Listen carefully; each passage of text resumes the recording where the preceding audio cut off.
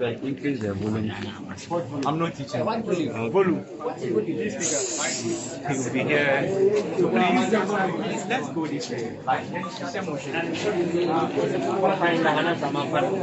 Just in front and you're standing at the back. The shortest are not willing to come back.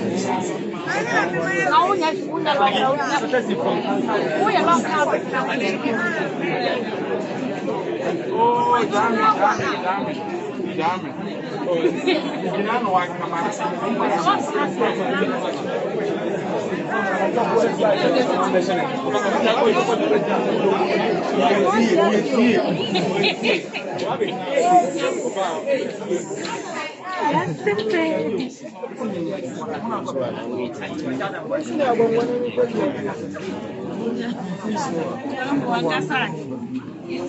Ada. Hello. Hello. Please, can we spread out so that you watch the instructor from wherever you are? Spread out, okay? Just spread out. Those of you, all of you, don't block any other person's view.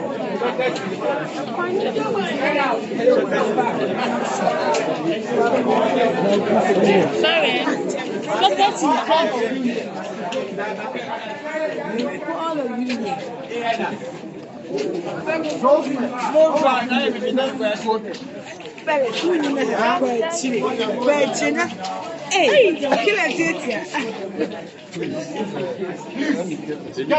Get back. Make sure you don't drop your friend's gift so that you can walk from wherever you are.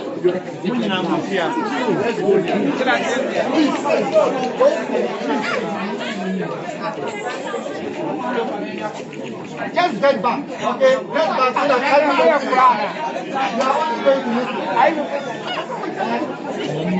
hello. For now, you are only going to listen. You don't need to block anybody's view. So if you spread out, evenly distributed, you can see from wherever you stand. Spread out. That's what I'm asking you to do. Those of you here, there's no need for you to be here.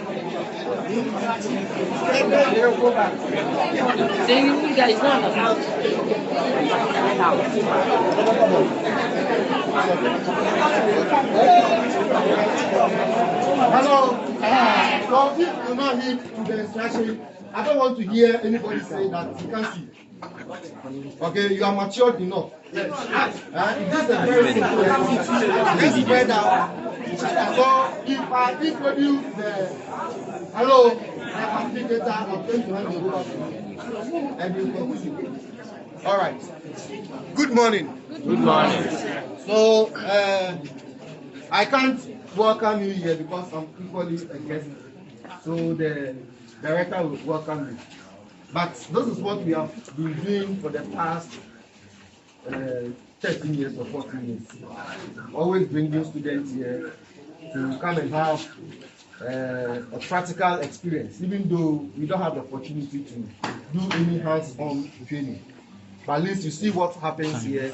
You get to know some of the technologies that are used here. And when you get back to campus, you can read more on them. And if you think your interest has been briefed in the future, you want to do something in aquaculture. So this is part of the course we are doing. Some are doing principles and practices in aquaculture, others fishery science. At the end of the day, we want to learn a thing or two here. We have Gabby here, the director in charge of this facility, who will tell you about the facility and then tell you about what you're doing. Please comport yourselves, ask intelligent questions, and then after you have the opportunity to go on. Okay. And then if you have further questions, the assistants are around. They can help us. Okay. All right. So I'll hand you over to Gabby. All right. Thank you. Thank you, sir. Hello. Hello. Hi.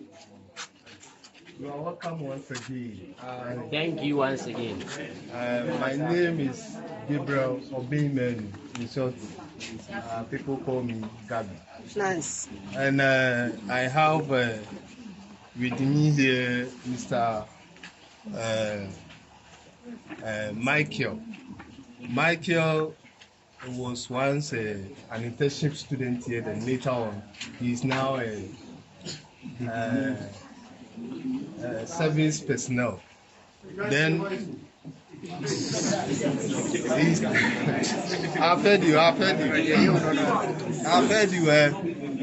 And I have your name, Emmanuel. Emmanuel is a staff. One, Mr. Godfred is a staff. Then Mr. Gideon is from your own. Yes. Yes. He is at the final year, so he is here to do his internship as well. Okay. So you are welcome to Pilot Aquaculture Center. That's PAC. What we'll do is we'll talk about how PAC even came about. We'll talk about what we do here as our mandate. Then we'll talk about the processes we go through and stuff. Then through aquaculture management proper. We'll talk a bit about you being entrepreneurial students. Definitely something about entrepreneurship. Then with aquaculture, then what you are studying, you will just open up something a bit on it. So we will start. You see, people are saying they not even hear my voice, but they are saying they can't see my voice. Please, English. Please just let's take it like that, please, and let's move on. So you start by saying, I was saying people will be wondering why PAC. It's not a public account committee. But sometimes when I go someplace and I mention PAC, somebody say, what? Maybe thinking it's public account committee. But here PAC is Pilot Aquaculture Center. So somebody will wonder why Pilot Aquaculture Center. In Ghana here, our population keeps on increasing. Then when we talk about protein needs in terms of fish protein, is very, very high. It's more than 968,000 metric tons for our population. I'm talking about protein needs in terms of fish protein alone. What Ghanaians we need is around more than 168,000 metric tons. And looking at what we need and what we get from our environment, I mean the natural environment, talking about the sea, our rivers, all the natural, what we get from the natural environment. We cannot even get half of it. And with this, the government has been using hard currency. When I talk of hard currencies, you understand the dollars and stuff, you see, to do importation into the system to fill the gap. That one, it doesn't even eradicate the gap at all. It just reduces it. But looking at our environment, the resources are available. When I talk of the resources, we have marshy areas where we can do some earthen ponds. Now technology has come. Now, apart from concrete tanks that we do, on the rivers, we have cages that are there because the river is there. You see, we can build harpers using nets on maybe our dams and stuff. Then now, tarpaulin tank is available, which you can build it at the back of your house. Then you will be doing some exercise with it, and now the fish will grow. You see, so the government saw all these things, then thought it wise to introduce this aquaculture thing into the system, because now the same natural environment pressure on it keeps on increasing. So what will the government do? Then aquaculture came into the system. And before one can go into aquaculture, the person will need the seed. When I talk of the seed, that's the fingerlings, or let's say the baby fish. Okay, so this place was established to produce the seed, that's the fingerlings, to serve the northern sector of the country and beyond. The reason why I'm saying that is we have one at Ashama, and we are trying to do the other ones at Via, then Doma. That is government-owned hatcheries. That is it. We have private hatcheries too as well. So those people who are thinking of YPAC, now you know YPAC. Okay, all right. So when you come to PAC here, what we do is, I've told you that we do the seed. We produce the seed.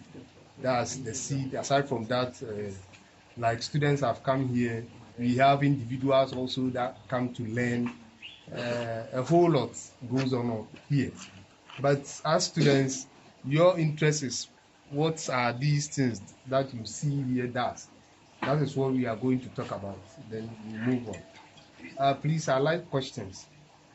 So this one is not questions with marks, so please don't. Okay. So when you come here, what we do is the production of fingerlings. We talk about fingerlings production, as in tilapia production and catfish. The reason is we are doing freshwater culture. Okay, in our part of the country here, the water we will get is fresh water. Okay, so freshwater farming. So we look at freshwater fishes and fishes that studies have made us known in terms of this our geographical area, like in terms of surviving, are the tilapias. We have the various type of the tilapias. We have the zilai. We have the Sagittaridon, then we have the Oreochromis nauticus. All these tilapias are there, and they all have some good qualities. But out of all those tilapias, the Oreochromis nauticus is the one that we've seen that they will do well in this our geographical area. So we look at the Oreochromis nauticus. Okay, so what happens is, we are talking about people going to aquaculture, and then we are talking about the fact that we need the seed in larger quantities before we can do that. And looking at the natural environment when they spawn, when I say spawning, it's ability to hatch. Okay, that's the spawning, it's hatching. Let's say hatching. Okay, when they spawn in the natural environment, only 5% survives. And here is the case we are talking about aquaculture, where we need a large number of fingerlings, baby fishes to culture. 5% you cannot get it from the environment. So there is the need to establish a place where we can get such numbers for our businesses, for our well-being. That is it. Okay. All right. So for the tilapia, what we do is in producing them, it's not that difficult as the catfish. Okay. They once you put them together, they will do some copulations or something. Let's say courting stuff, and they will produce for you. So what happens is, in doing that, we get the good broodstock. That's good quality broodstock. When I talk of broodstock, that's the parent, the mother, and the father. That's the broodstock. You have to take note of certain terms as you've done something about aquaculture. When you are talking, you have to talk like aquaculturist. Okay. So the broodstock, you look for the good broodstock. When I talk of good broodstock from satisfied institutions. Then after that, broodstock that have higher growth rate, hardiness, ability to accept feed, environmental wise, all those things comes together as parameters that we look for a good broodstock. Once you've got your broodstock, what we do is we do a stocking in the holding facility. When I talk of holding facility, it's any enclosure that you can culture your fish for it to survive. So we have so many of the holding facilities. When you look at what is in front of you, it's concrete tanks. But because it's indoor, you just add the indoor concrete tanks. It comes with designs. The designs are for the purpose of which you want to use it and for your own eye, something that you want to do. Okay. The sizes also counts when it comes to stocking, because the larger it is, the more you can stock. Okay, all right. So we put them in our holding facilities, and like I said, holding facility.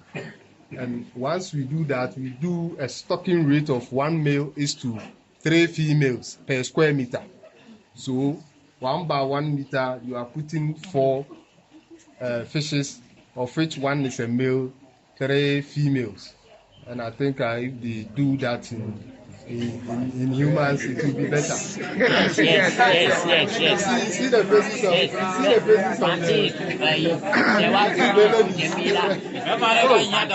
ladies, you are not talking about Mr. Kim. That's right.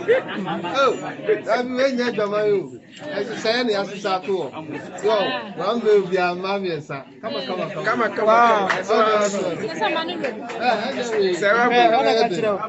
Okay, let's move on. So, we do that stocking in the holding facility. And looking at the holding facility that you have, that will determine the number based on the ratio wise that will be put inside. So if you have maybe 5 by 5 meter tank, then it means you have to look for the meter squared. So 5 by 5, which is 5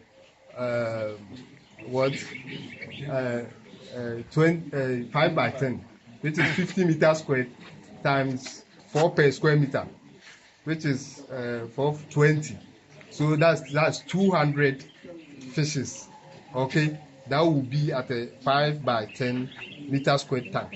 And out of that 200, you have to make sure that the ratio is 1:3. So what will be put inside will be 150 as against 50. Okay, so once you do the stocking with the ratio, then we look at environmental factors. When temperatures are high, temperature aids reproductive activity a lot. So when temperatures are high, 9 days after you've stocked them, you've crossed them. 9 days when temperatures are around 28 degrees Celsius and above, then the early spawners will start spawning. When I talk of spawners, that's hatching. They will start hatching.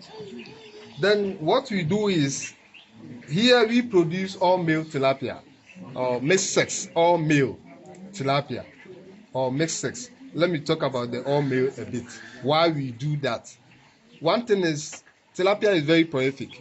When I talk of prolificacy, I hope you understand. That's the ability to reproduce more. Every 3 weeks, a female tilapia is giving you 240 fingerlings. It increases with growth, okay? And when it gets to a certain level, it starts reducing. You see that curve? All right. So that is how it is. And because of that prolificacy issue, with the fish that we are dealing with, they are mouth brooders. And in this case, Oreochromis niloticus, we have some of them with a different reproductive strategies. With the tilapia zilla, they are substrate spawners. They just do the courting stuff. The male put the melt on it. The melt is the sperm. The melt on it, then they will leave it to the mercy of the holding facility that they are in. If it's earthen pond, they will just create a nest. It will be there. If it's harpers, they will release it. It will be there. They will not go there again. Fertilization has taken place, and if they will hatch, they hatch. We have the Sarotelodon, where both the male and female does the brooding. So they do that courting stuff, then the male put the meat on it, then they share. The female picks some in the mouth to incubate it. The male also does that. So in the time of incubating, they don't normally eat. So looking at every 21 days, they are giving you fries or lavies and fries. And within that 21 days, we are talking about early spawners to start at 9 days after crossing. So imagine within 9 days, how many days will it use to incubate before releasing? So they don't feed. Whilst the male will be feeding and it's growing. Okay. When it comes to the Oreochromis niloticus, only the female does the brooding. So it means the female will always grow a bit small, then the male will be growing. Likewise, when you go to the sea, Simonite, for instance, the growth rate, always the female, the males grows lighter, the females grows bigger. You see, God has his own way of doing things. Okay, all right. When we are talking about catfish too, I'll tell you something about catfish. When it has eggs and it doesn't release it, with time they will absorb it into the system. Okay, that is the process. Okay, so for the tilapia, as we were talking about, we do all male because of one reason of efficacy. Then we talk about water quality issues. You see, you as a commercial farmer or aquaculturist, your interest is the profits at the end of the day, because you cannot input in money, then you don't get anything. So definitely we will think about you. We need to give you quality seed that will help you do whatever that you want. So with the all male, what happens is we do that just to avoid overpopulation. Once overpopulation sets in, we are talking about our water quality issues. Okay, and fish growth is not the amount of feed that you will be throwing inside the holding facility or the pond or whatever. I like using holding facility because it may not be necessary pond. You see, the tarpaulins are there, the tanks are there, the cages are there. That's why I keep on using holding facility. So it's not the amount of feed you are putting inside the holding facility, but the environment. When I talk of the environment, then it means whatever the water that they are in, what is inside, is what we are talking about, the water quality issues. It comes in so many of the chemicals that have effects and things that makes the fish grow. We are talking about dissolved oxygen. When you are aquaculturist or fisheries man, you don't talk about oxygen straight. Okay, it's inside the water, so we call it dissolved oxygen. We are talking about ammonia issues, turbidity, pH, a whole lot, temperature, but here we zero our whole discussion to dissolve oxygen, ammonia, then temperature, a bit of pH. You know, they are interlinked. Okay, so when oxygen levels are high, ammonia levels are very low. Okay, so it's interlinked.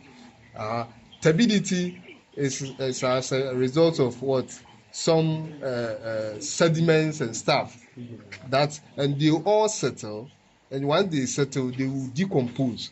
As they decompose, decomposition process picks oxygen, then releases what? Ammonia. Have you seen the linkage?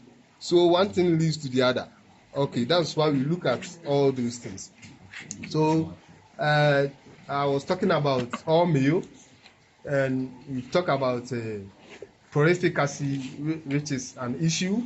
Then we have talked about once efficacy comes in, we are talking about water quality issues. And once efficacy comes in, and we talk about overpopulation.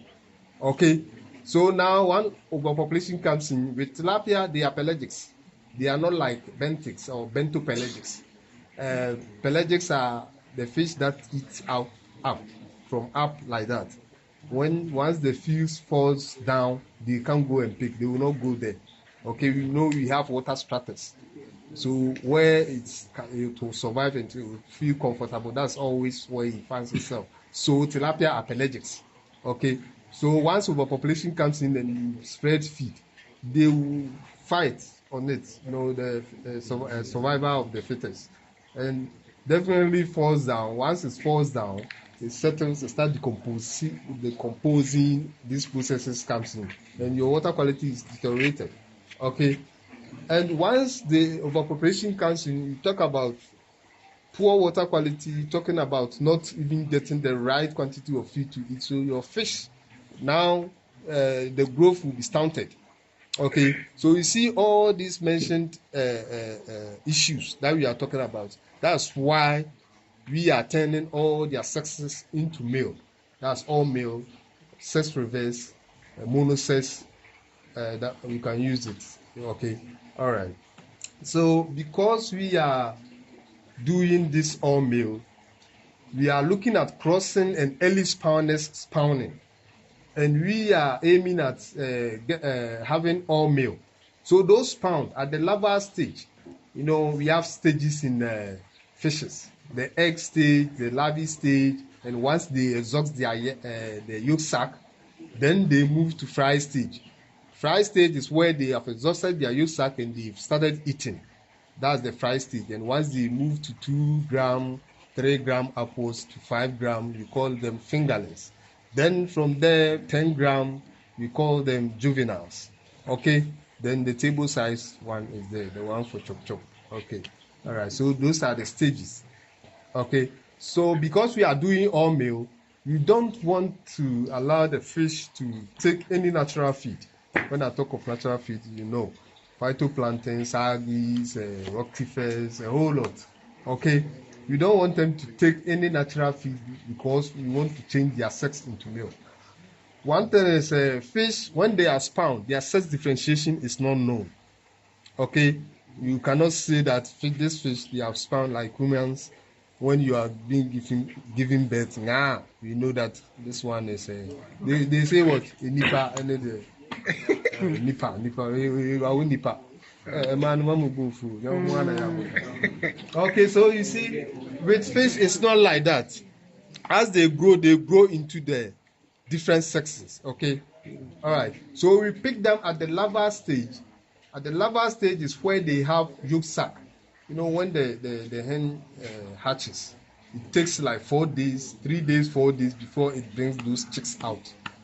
You ask me why, and the hen too doesn't have breast to breastfeed, but then they will be there till some time that they will bring them out and start looking for food for them. The same thing with fish. When they are hatched, the yolk sac is there, it's attached to the body, and there's a feed inside that will feed them 3-4 days. Then after they have exhausted that, then you see them spread up. If they have exhausted that yolk sac, you see them together. That's why they say school of fish. Okay, together. Once they finish the yolk sac, you see them spreading. The spreading tells you they are looking for what? Feed. Okay, that is it. So with what we are doing, we don't want to take any natural feed. Okay, so what we do is we get them at the larval stage, put them in a different holding facility with clean water. I'm saying clean water because we don't want any water that has natural feed inside. Then we administer a hormone prepared feed for them. This is the way we do the hormone prepared feed. Because we want to change them into males, we need to look for male hormone. That's androgen. Okay, the female hormones are estrogens. Okay, and here the androgen that we use is the 17 alpha methyl testosterone. Okay, 17 alpha methyl testosterone. You want me to bite my teeth? Okay, this is the way it looks like. You see this white substance? This is the way it looks like. It's very powerful. So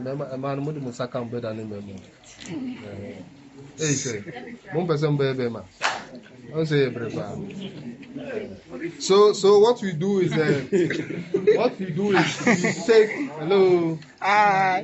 do is we take a small minute sample of the hormone. We take 0.6 milligram of the hormone That's the 17 alpha methyl testosterone. Then you mix it to industrial alcohol. That's alcohol that has a higher percentage with no impurities.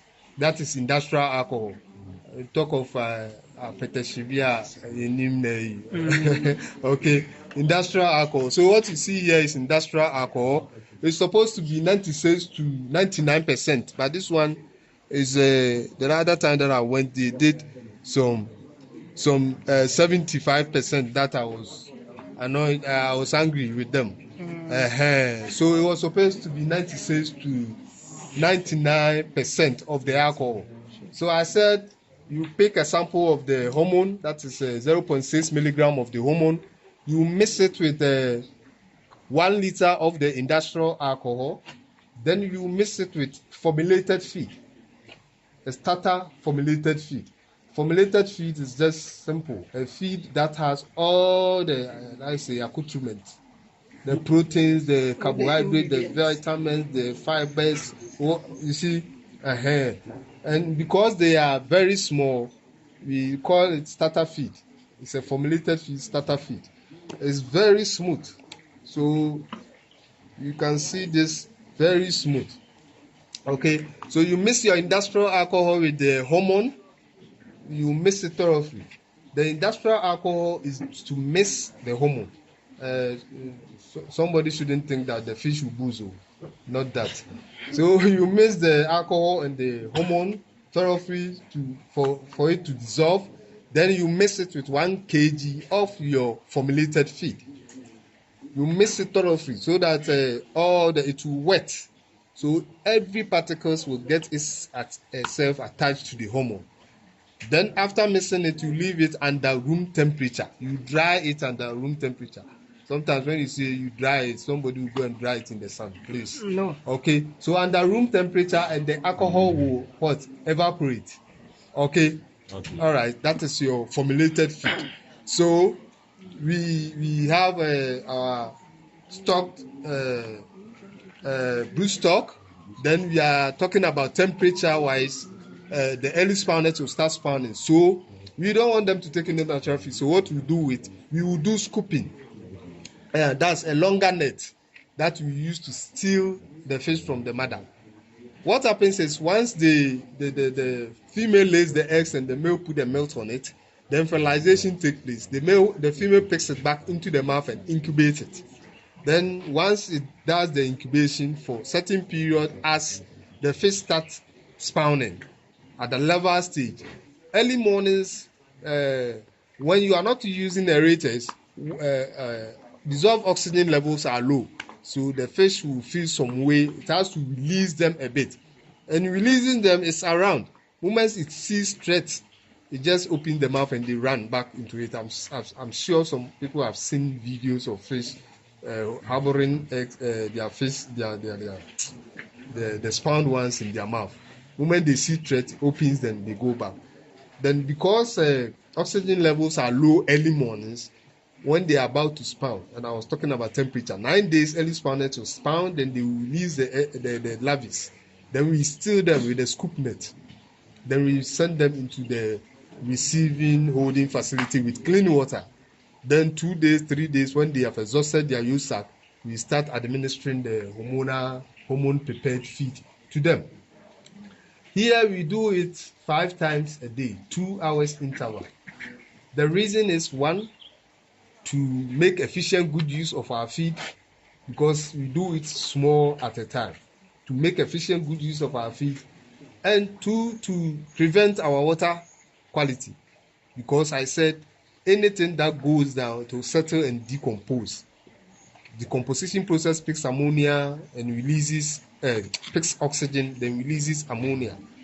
So your water quality will be deteriorated. You see, so you do small at a time, then so that your water quality will not be deteriorated soon. Definitely it will do, because defecation and other things will come in, and but it will take time. Okay, all right. So we scoop the early spawners in a receiving holding facility with clean water. We start administering the hormone prepared feed that we just prepared.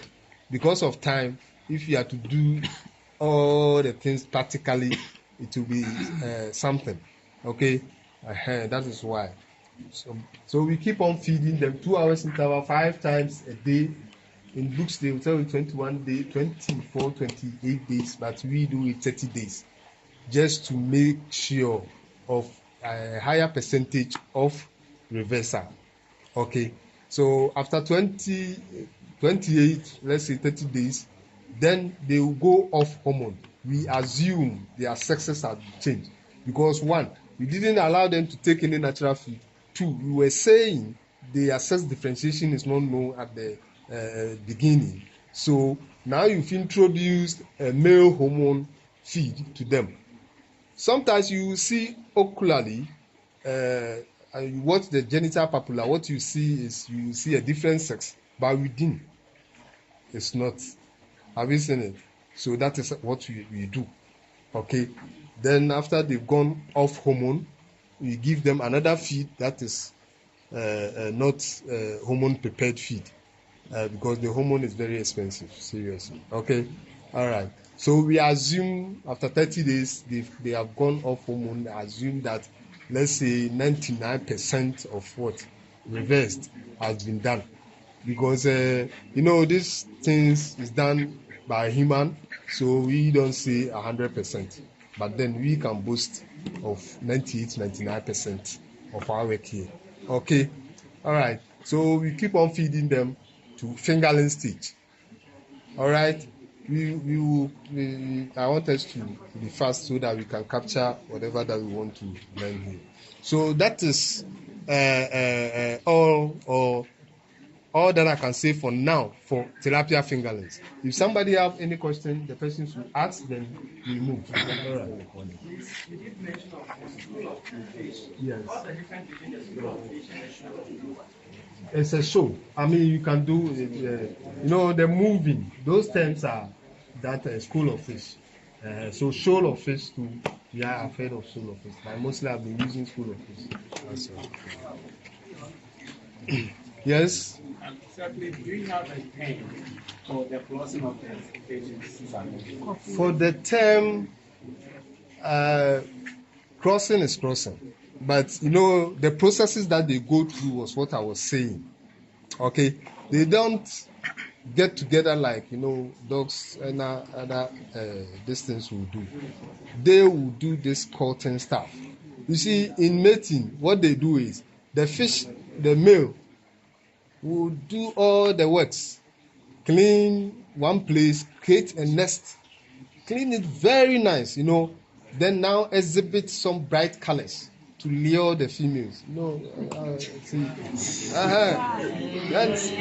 So it will show those colors to lure the female. The female will come round, the place is nice. So as they do that movement, the female the female releases the eggs, then it puts the male on it.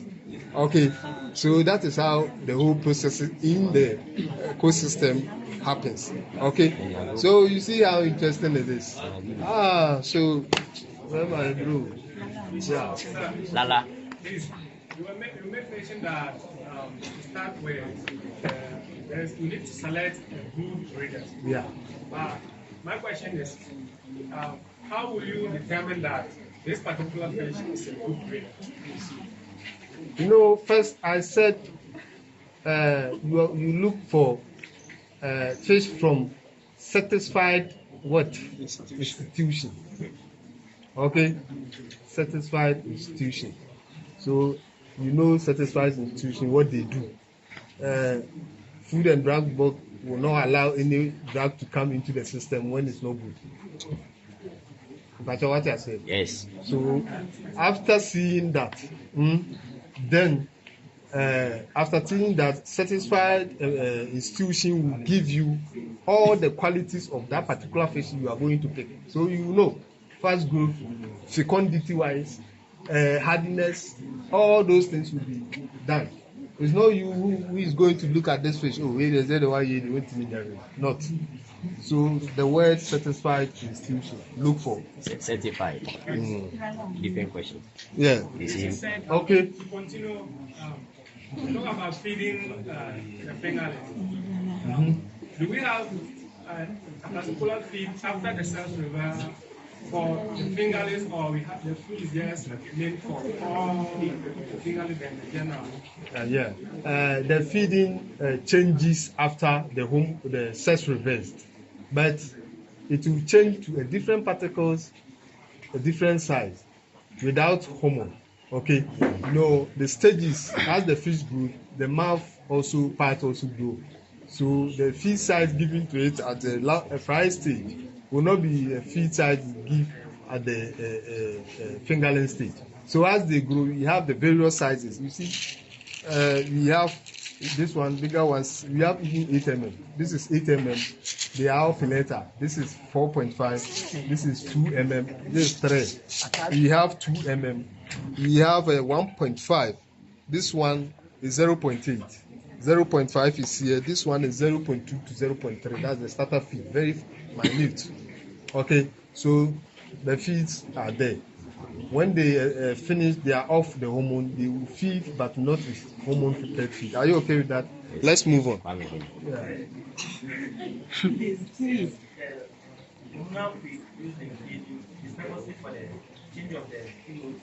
Yes. Does it have any side effects on the milk? Yes. Headache. The milk that feed on it. Yes. Headache. We are talking about when they are spawned, their sex differentiation is not too known, and we are giving to them. So where is the milk? General, their sex differentiation is not known. So as they grow into the sexes. So we don't know, but we are giving them hormone prepared feed of male. So okay. Now when it goes into the system, whether I don't know, you understand what I'm saying? The yes. thing is we don't know, so we are giving it to them so they should know. So we don't have any meal there. Are you okay? Yes, please. Yes. Zachariah, who is Zachariah? Let me see your face. Yes. The fingerlings. The feed. Oh, the feed companies are around. Okay. Drugstore. See, feed companies are around. When you are about to start, you know. Hello. When you are about to know, you know. We have some feed. If you are starting poultry, don't you go to where you find poultry feed? Likewise, when you want to do this, you get to know. We have a Ranan fish feed at around this road, Abinti Road. Yes, Ranan fish feed is there. We have a Nampa at around LN area, our office, the regional office. We have Beacon Hill. They were at around this place, something Johnson, Bantima area. Then we have a whole lot, Copens, okay. At North, yes, I don't know, but North Aquaculture and things are going on. You'll be having hello. Hi. I have some management meeting to attend even at Anita Hotel Sunday. That's up to Thursday. My director from this place, Bogatanga, is picking fish from here. Okay. When we did the AFG, Aquaculture for Food and Job, Navrongo, they are doing cage culture on dams, and they are doing it. So the feed, once you want to start, you get fish. Definitely know. You can go and see them. Innocent. All right. Innocent. Yeah. Reproduction span, like the period. Yes. Well, what we do is here, if you want the best in terms of fecundity wise, okay, it says 3 up to 3 years, the fecundity wise reduces. So up to 3 years, if not, so far as it's alive, it will reproduce. Okay, but we hatchery operators, when it's 3 years, we don't use them. Even up to 5 years, it will just be coming down.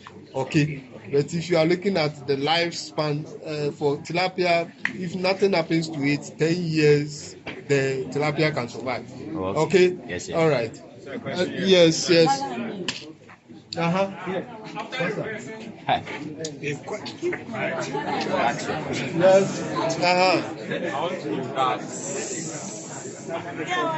Say, The depth of your pond has an influence on fingerlings and adaptation. The depth of your pond. Yes, it does. Yes, it does. You see, moment you have a holding facility, we have stratus in the water. And there was a time somebody came and said, now this thing there say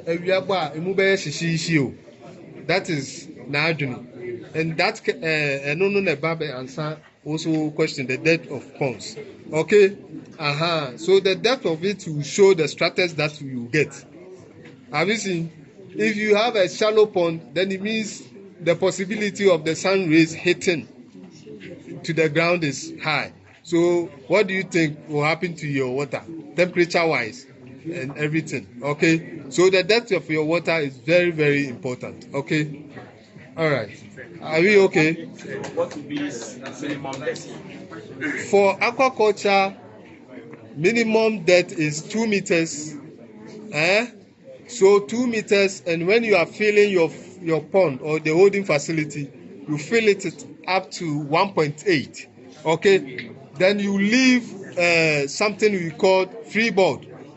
Okay, the freeboard is where the water level and the top of the holding facility. That gap that you leave there is the freeboard. Okay, are we okay with that? Yes, please. Let's move on. Masa.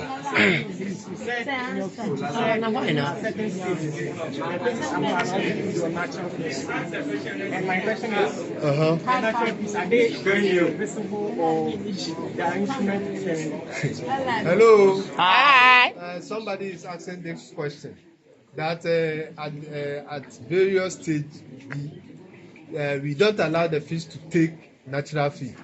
And he goes on asking the natural feed, are they visible? Masa, I beg, natural feed, sometimes ocularly you can observe and see a sign of natural feed. When I say ocularly, you understand. Ocular, Yes. eye, like, okay. You can observe and see some sign that tells you that there's natural feed.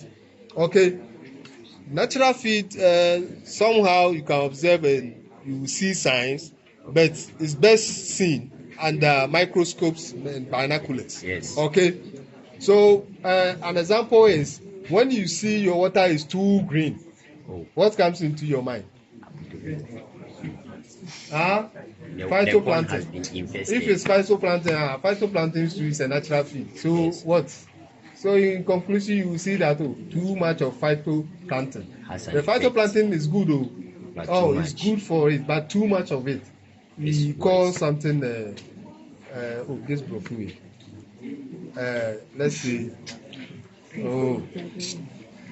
Eutrophication.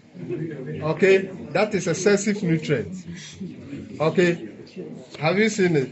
You know, fish does everything through their gills. Once it takes feed, the water passes, then the gills will take the important minerals and other stuff. Okay, so if your phytoplanktons are plenty, you keep on doing that and it's sieving, and some will get stuck into the this thing and it will kill. That's why we are saying it's good, but too much of it is bad. Yes. And you see processes in which water oxygen gets into the water. One is by the waves infusing water. Two, the main one is photosynthetic activities. Okay, and through the photosynthetic activities in such a way that when the sun rises, then photosynthetic activities will start. Okay, so throughout, you know, the way plants does their food through photosynthesis, and what doesn't need is what we take as the oxygen that human beings breathe. So there's a saying that when the last tree dies, the last man dies. The same process goes into the system. So the phytoplankton uses the sunlight for photosynthetic activities and releases oxygen into the system as the dissolved oxygen that we are talking about. So during the day, photosynthetic activities are happening, so oxygen levels in this facility will be high. But in the evening, when the sun ceases, photosynthetic activity ceases as well, and the phytoplanktons that grew that day will start dying. So they will start dying, and once they die, they will decompose. I've told you every decomposition process takes oxygen, releases ammonia. So early mornings, when you go to your holding facility, you see your fish gasping, okay, for oxygen. That means there's oxygen deficit. So the best time you start feeding your fish is the time when the sun rises, somewhere 8:30, 9 there. That's the best time. So it gets more oxygen for combustion or digestion. Are we okay with that? Let's move on. Let's move on. Hello. Hi. Yes, we've done with tilapia, and we said we produce fingerlings. And the fingerlings we produce are the tilapia and the catfish. Catfish, we have two of them that we work with. We have the Crarias garipinos, then we have the Heterobranchus species. Okay, by here we talk about the Crarias garipinos because it has some qualities: hardiness, fast growth, big sizes, adaptability, and stuff. Okay. Palatability also comes to question. No, I'm not following me over there. Oh, okay. So for the catfish, they don't spawn in stagnant waters. Hello. Hi. We are moving to catfish.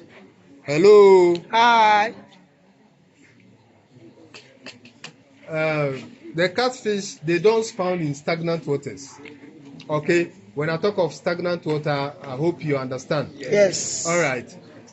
And before they will release their eggs, okay, they need some kind of environmental factors, okay, environmental parameters that will tune their pituitary gland for them to release the eggs.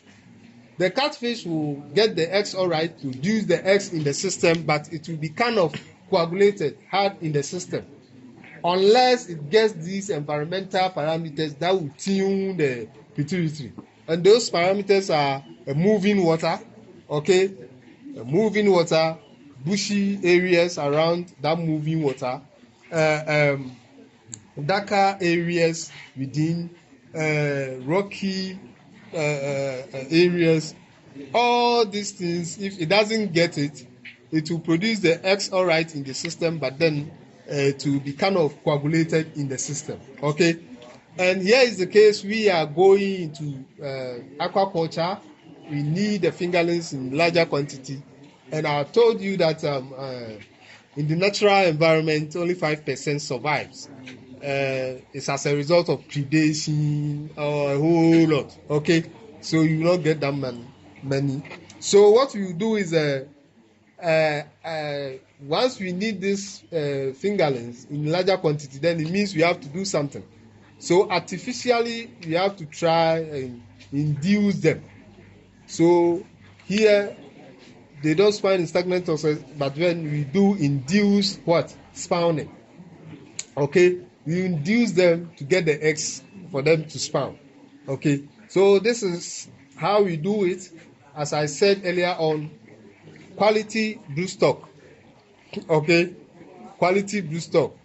You have to check the eggs color, okay, check before you check, you have to look at even the genital papilla. You know how the color will show you if the eggs that are in, or if the fish is matured, is matured enough for you to get the eggs, okay. You check all those things, then you get your broodstock, okay.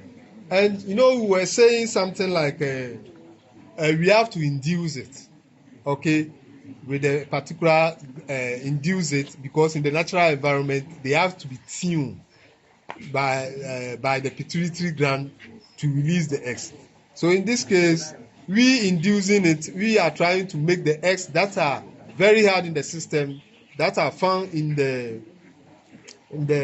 egg follicles, for the egg follicles to soften up and release the eggs. Okay, so what we do is in inducing, we have artificial inducer, which we call overprem.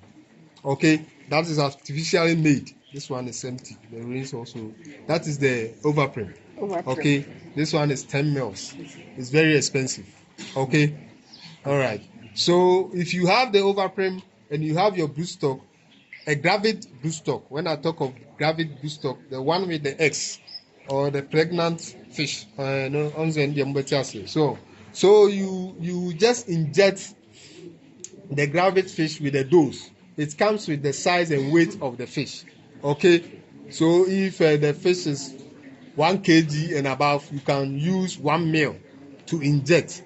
If it's 2 kg above, you can use 2 mils, 3 mils. Okay, then you inject the fish, and during the injection, you don't look at the belly.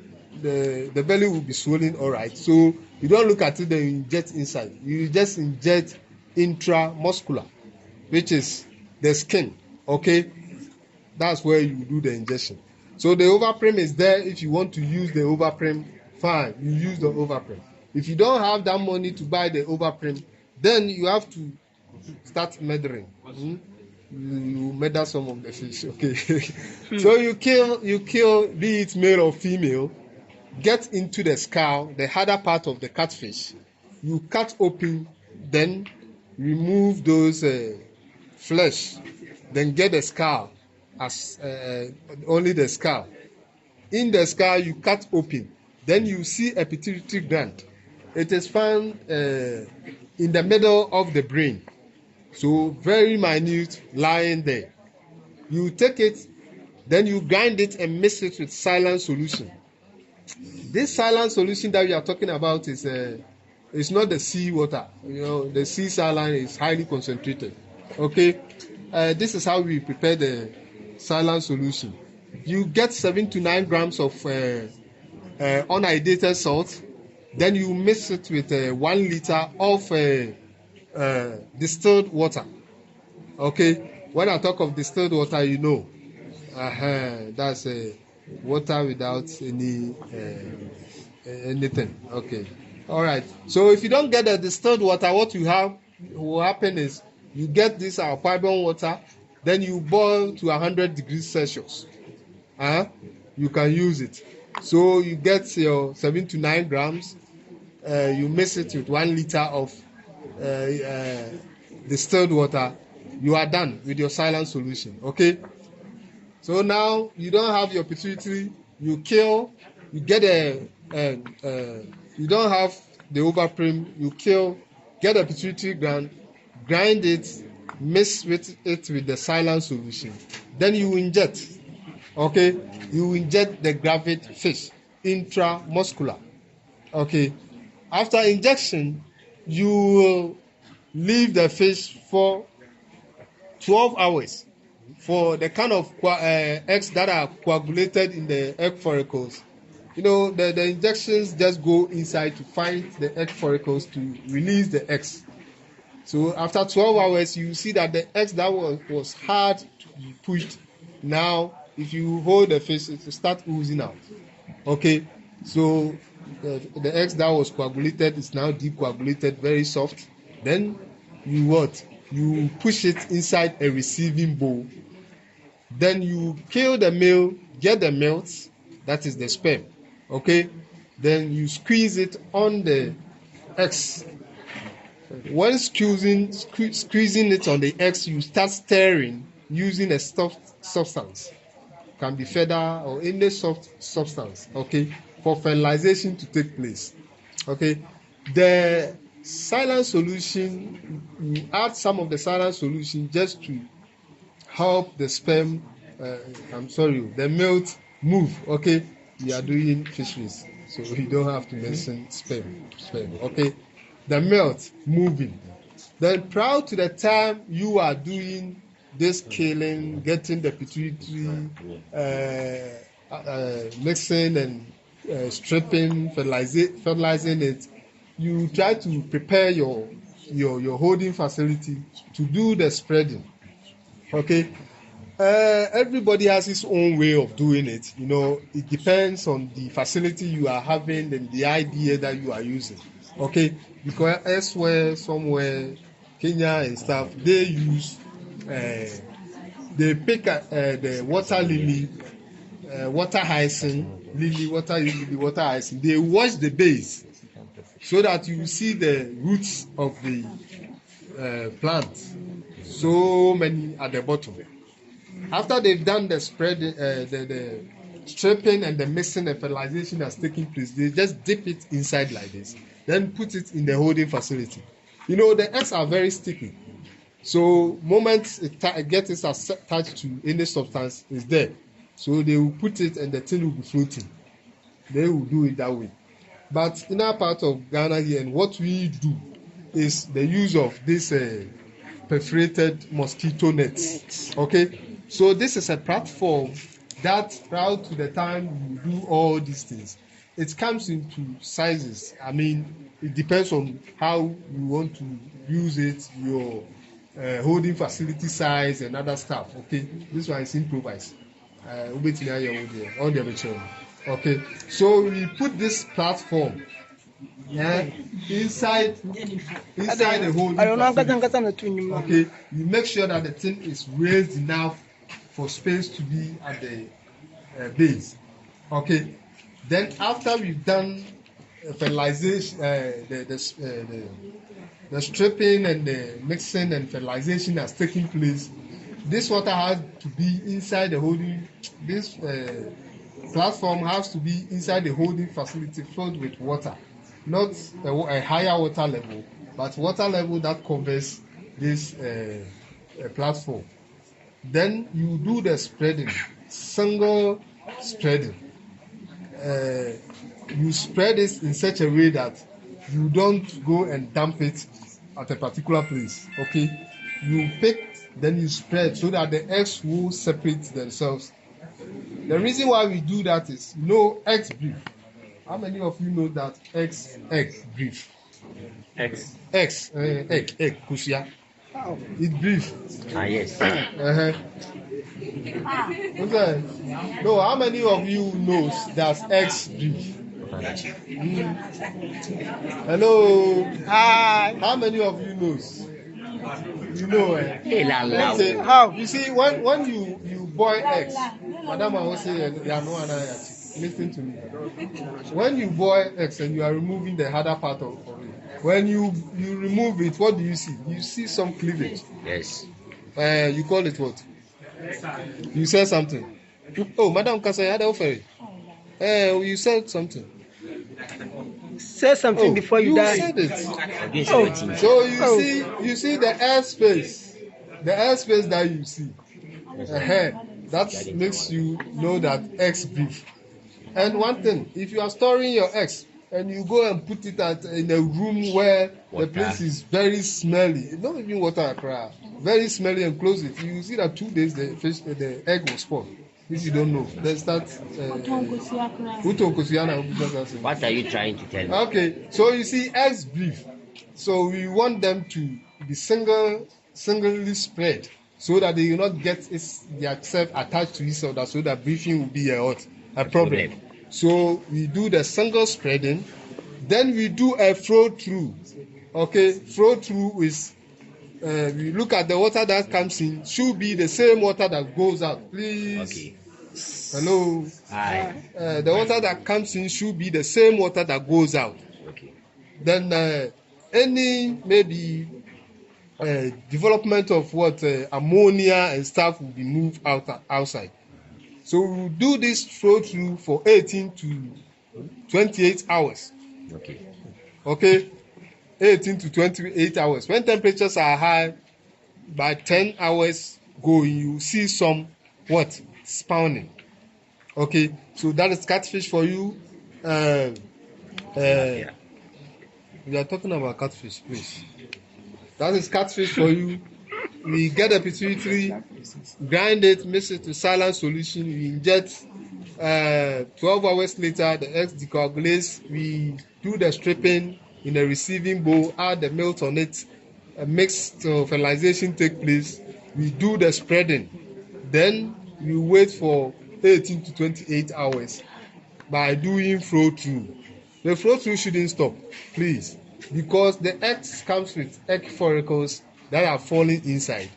It comes with milk that is inside. So once it gets in, decomposition activities will take place. So ammonia will be generated. And if you go, you spread them, then you leave it, then this ammonia generates, and without maybe aeration or that flow through, the eggs will spoil. Okay, so after they've hatched, they hatched into larvae. And I said, larvae, they don't eat because they have feed. Okay, they have feed in them. So they will be in larvae. Then 3-4 days when they have exhausted their yolk sac, then we start feeding them with Artemia. This one, it has a higher protein content. Okay, all right. So 58% protein. Okay. So you start with them with Artemia at the beginning.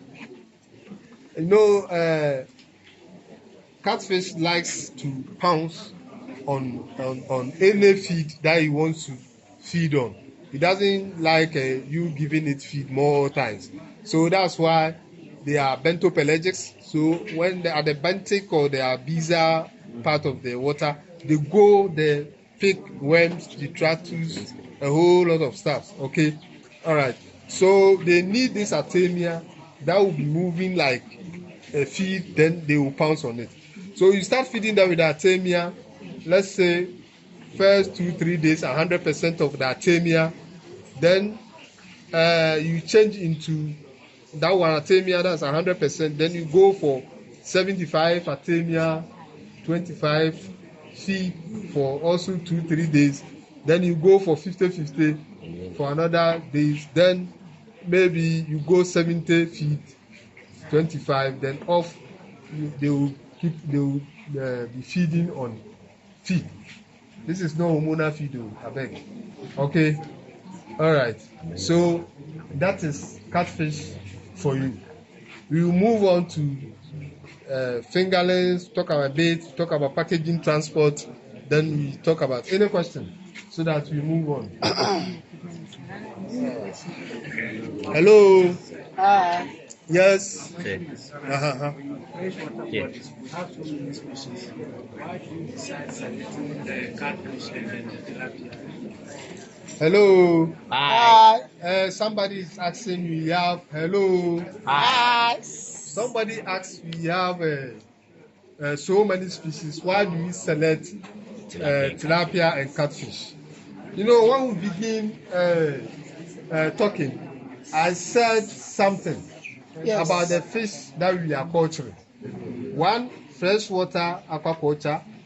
2, fishes that are okay in this our geographical area. Sure. You can get some freshwater fishes, but you cannot even culture them within the geographical area of like Ghana. Okay, all right. So you can get different tilapias at different places which are freshwater fishes, but cannot be cultured here.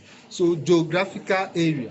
Okay, you know, studies have made us know that this and that. So we are into the catfish and the tilapia because all the parameters that suit this our geographical area is known. Okay, we have some fishes that we don't have their reproductive strategies, so we cannot go into it to do the artificial way or combining them to get the fingerlings.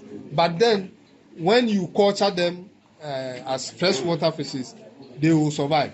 You've seen some different species in the first time. We have the snakehead there, which we call the kobo.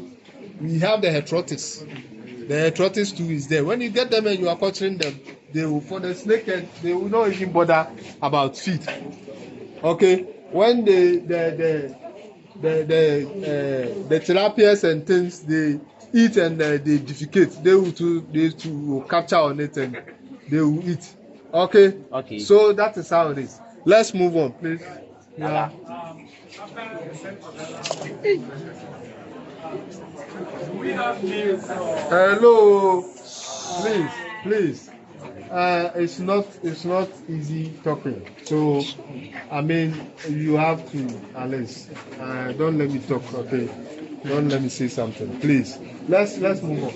after the set reversal of the fish. Yes. Do we have a specific name for such fish, or just assume that they are named? For such fishes, this is not genetics. I beg.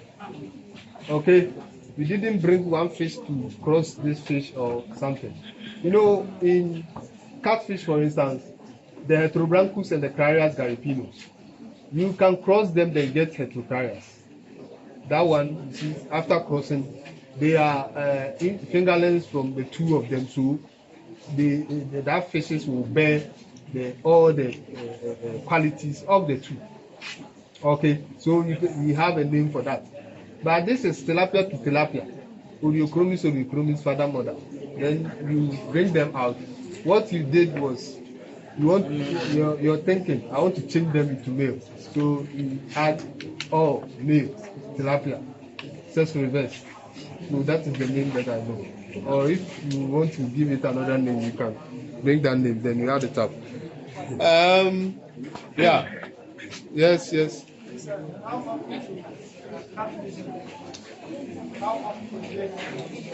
For catfish. Hello. Hi.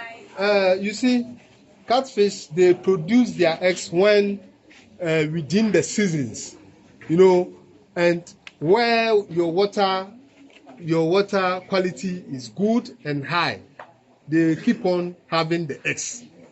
You see, one thing about them is they will produce the eggs, and within the year, if like it's not getting any environmental parameters that will tune it for it to release the eggs, at some part in the season, when especially during the harmattan where their environment is having issues with water issues, then they absorb the eggs. Okay, but if you have fish in a holding facility that has higher water levels, feeding is right, water quality parameters are there, always they have the eggs, because they don't want to be stressed and still you are having eggs, as those pregnant women. These are almost how they feel. Okay, so catfish too, if it's carrying the eggs and environmental parameters are not good, it does absorb it into the system. Okay, are you answered? Yes. All right. Okay. Yeah. Okay. No, we don't do that, because one, the catfish you need, because of their behavior, we need them, and you can only find that happening, day crossing and fingerlings coming out in the natural environment where they will get all those parameters. And I told you that when they spawn to 5% survive. So if we are to do search reverse so that all catfishes will be males, where are we going to get females? Massa. So it is hard to say. Wow. Okay. All right. Should we go on?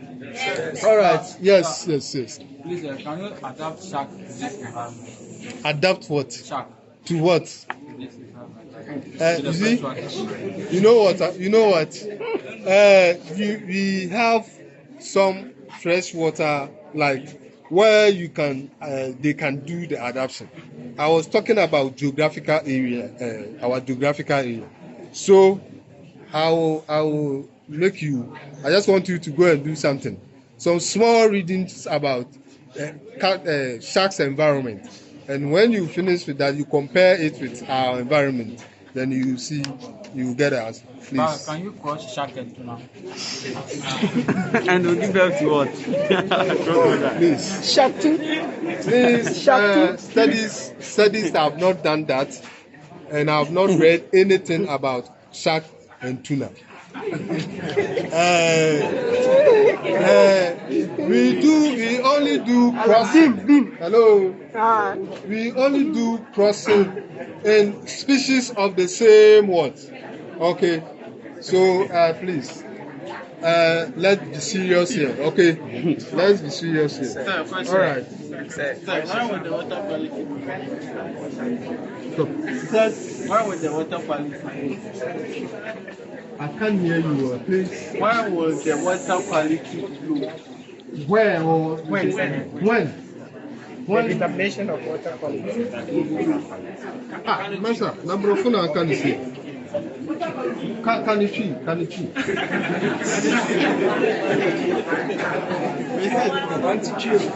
One ticket. Sir, the water quality will be low. Will be low. Yes, sir. Will be known. How we low? No or low? Spell it. Spell it. Hello. You see, listen. You see, when you put your water, let's say, put your water, fresh water, in your holding facility. There we see that because it's fresh, we are talking of high dissolved oxygen levels. We are talking of low ammonia. We are talking of optimal pH. We are talking of temperature-wise being optimal. Then a whole lot, stability, zero, everything. But now, water quality are all these parameters that I've mentioned. Okay. So once you put your fish inside that holding facility with clean water with a good water quality, as time gets on, you will be feeding them. Not all the feed that will be used. Okay, we talk about feeding. I'll show you how we do feeding. Okay, not all the feed that will be used. The fish will defecate. The whole process goes in. All is left in the holding facility. So that will cause a change in the ecosystem. Okay? Have you seen it? So that changes that comes in. That tells you this clean water with this zero, this, that now has changed into it. So it means that the original parameters and the figures you had has changed, which means either reducing and some going up. Are you okay with that? And once you see that and you want to rectify it, if it has caused issues of some mortality and stuff and you want to rectify it, it's either you are changing the water automatically, completely, okay, or you are reducing the water to a level where you bring in fresh water to neutralize the system. Are you okay? Yes. All right. If no questions, we are moving on. Well, hello. Hi. We have now produced our fingerlings, as in tilapia and catfish. Okay. Yes. Then we are now, as hatcheries, people will come in, do some bookings and stuff here. Okay. The booking is just you call, you mention the number you need, the time, and we will tell you maybe this day, this, that, this time, come. That's booking. And before we send fish out, what we do is, the first thing that we do is the booking. Second, for us to know, second is we, the operators, do conditioning of the fish prior to maybe transporting, packaging and transporting. The conditioning is not anything big. We pick the fish from its original environment, then we put it inside a clean holding facility. The reason why we do that is for them to remove their fecal materials, so that when it's being packaged, they will not defecate, do those things to deteriorate the water that is in the package. Okay, so first thing we do conditioning, we grade. The grading is to know the sizes, because when transporting fish, it comes with the sizes, bigger sizes, smaller sizes, That one will show you the number to be put in a pack. The distance that is covering also will show you the kind of size you should pick. So the grazing is just to separate the fish into sizes, and the grading also helps in the size of feed you are feeding. Okay, if you have miss is it miss or let's say miss sizes. Okay. When you are feeding, you don't know you are giving this, you are giving that. Okay. All right. So the grading, that is what it does. So conditioning, we grade them, then we prepare our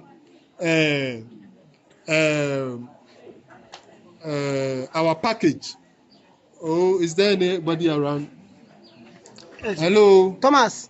No, I'm calling one of our people.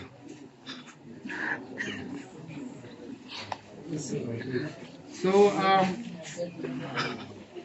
in packaging, we have two ways of doing the packaging.